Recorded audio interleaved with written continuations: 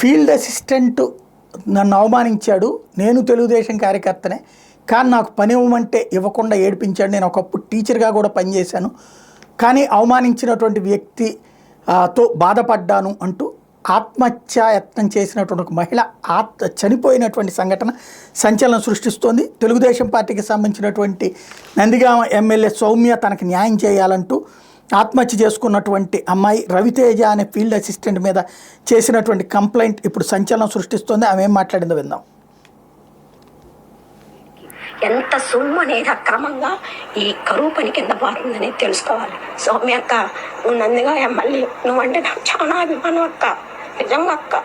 నాకు చంద్రన్న అన్న, నాకు పార్టీ అంటే ఎంత పిచ్చోనక్క.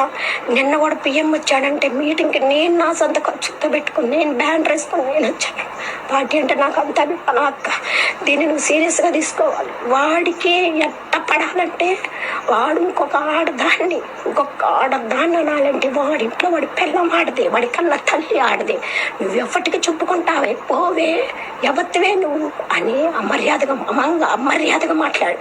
నేను ఒక్క మాట కూడా, నేను అబ్బాయి ఒక్క మాట కూడా పోరా నేను అన్నా కానీ వాడు నన్ను అంత మాట అన్నాడు. నాకంత పరువు పోయింది.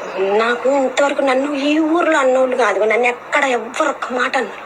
నేను స్కూల్లో టీచర్ చేశా, నేను ఒక కొట్టు పెట్టుకున్నా, ఒక నెట్ సెంటర్ పెట్టుకున్నా. కేవలం కరువు పని పోతే 300 రూపాయలు వస్తాయి.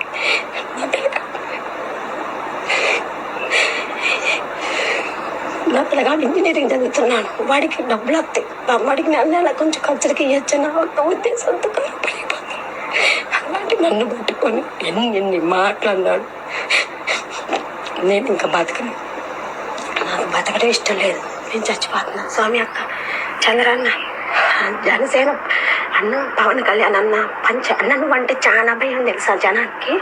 అక్క కరువు పనులు ఎవరు చెప్పుకుంటారన్న, ఆ అవతల ఉంది అవతల ఉంది పవన్ కళ్యాణ్, ఎవరు తినవ తగ్గేదలా తిత్తడు అని చెప్పి కరెక్ట్గా అయిపోతున్నాను. కానీ కొంతమందికి బలుపు ఉందన్న, కొంతమందికి ఎవడేం చేస్తాడు, ఎవడేం బీగుతాడు. ఇప్పుడు నేను పీడీ గారికి కంప్లైంట్ ఇవ్వచ్చన్న, కానీ పీడీ గారికి కంప్లైంట్ ఇస్తే మా ఊర్లో కరువు పని నాశనం అయిపోయింది.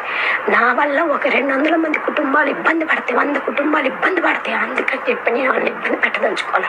కానీ ఇట్టన్న కొడుకులు ఉంటారు చూసేవన్న, బలుపు పార్టీ ఇచ్చిందన్న బలుపుతో ఎవడేం చేయలేడని చెప్పి పార్టీని అడ్డం పెట్టుకొని, అధికారులను అడ్డం పెట్టుకొని, ఎమ్మెల్యేలను అడ్డం పెట్టుకొని, కానీ మా ఎమ్మెల్యే అట్టగాదు. ఇక్కడ విషయం ఏంటంటే ఫీల్డ్ అసిస్టెంటు అదే పార్టీ, ఈమె అదే పార్టీ. తమ వాళ్ళకి న్యాయం చేసుకోవడం అన్నా చేయకుండా ఇట్లాగా దుర్భాషలాడితే పాపం ఆవిడ చనిపోయినటువంటి సంఘటన. ఇది ఎలా న్యాయం చేస్తారో చూడాలి.